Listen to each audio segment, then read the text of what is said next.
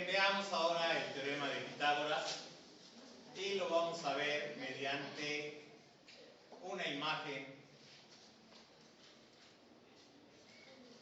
que nos permita observar precisamente ese teorema de Pitágoras.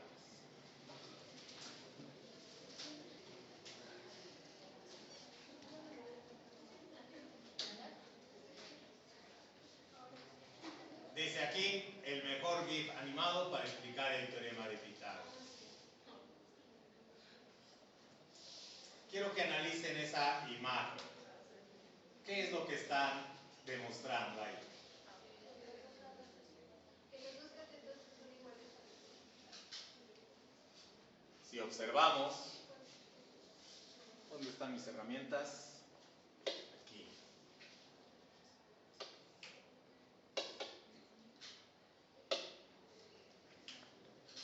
Oh, no puedo hacerlo. Pero bueno, observen ustedes en la imagen el lado más grande cómo se llena de agua cuando las dos pequeñas vacían. Las dos pequeñas imágenes corresponden a dos cuadrados que están en lo que son los catetos, el ángulo que forma 90 grados.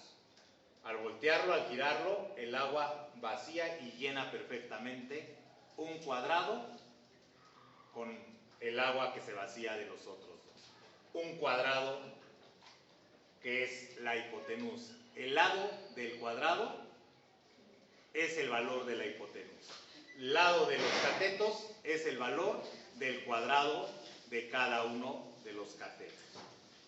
¿Sí se nota bien? ¿Algún comentario? ¿No? Bien.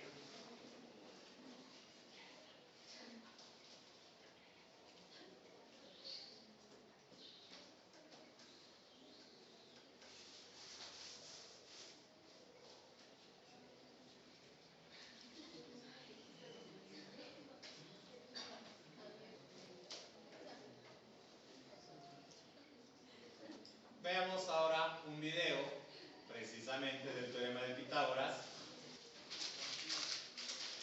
Espero se escuche.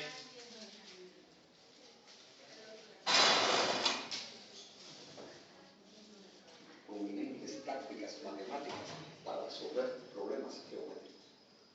Me refiero al teorema de Pitágoras, nombrado así porque el gran matemático griego del siglo V de la era antigua, Pitágoras, lo probó, aunque no lo descubrió. Específicamente, es un método donde se usan las propiedades del triángulo rectángulo para así calcular la medida de un lado del mismo, si las medidas de los otros dos lados se saben o son dadas.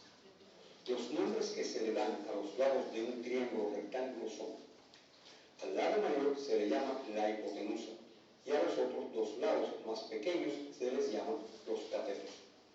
Algo importante de recordar es que el teorema de Pitágoras se aplica a triángulos rectángulos solamente. El triángulo rectángulo es el triángulo que tiene un ángulo que mide 90 grados.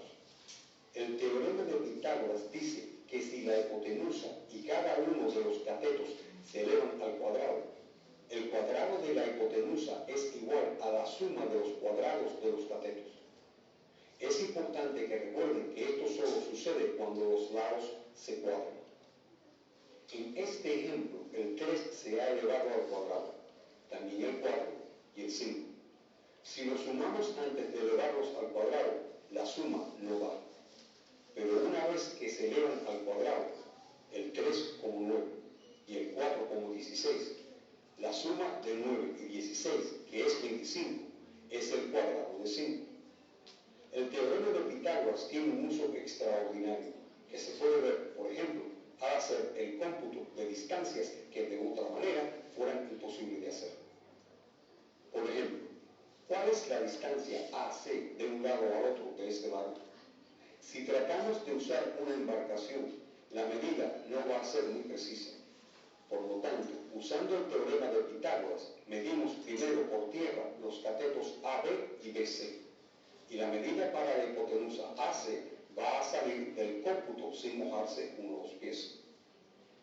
Por lo tanto, elevamos AB al cuadrado, elevamos BC al cuadrado, sumamos los cuadrados AB y BC y hallamos la raíz cuadrada usando una calculadora de mano, mientras que también redondeamos el resultado.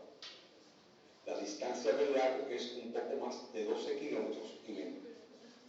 El teorema de Pitágoras también se puede expresar usando las siguientes fórmulas para hallar las medidas de los tres lados.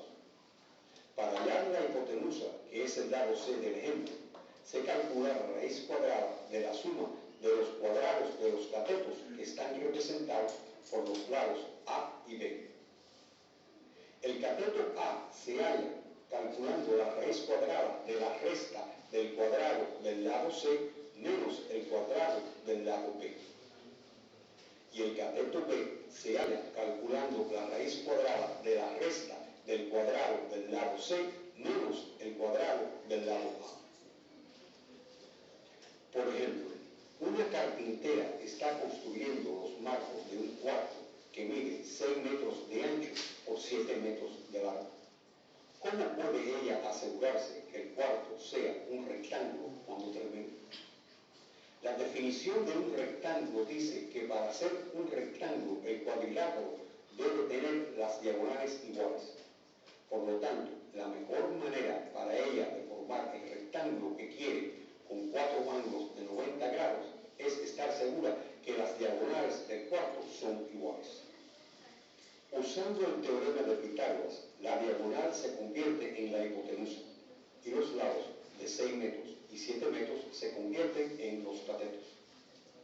Elevamos 6 al cuadrado, elevamos 7 al cuadrado, sumamos 36 y 49, nos da 85. Hallamos la raíz cuadrada de 85, que es 9,22. La diagonal del cuarto debe de medir 9,22